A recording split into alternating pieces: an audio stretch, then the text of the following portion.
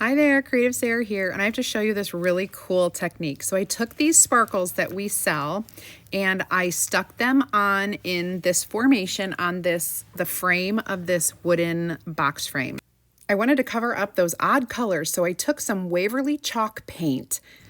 I'm just going to go ahead and color the entire sides and even the front. I'm making this really cool vintage Christmassy little piece here.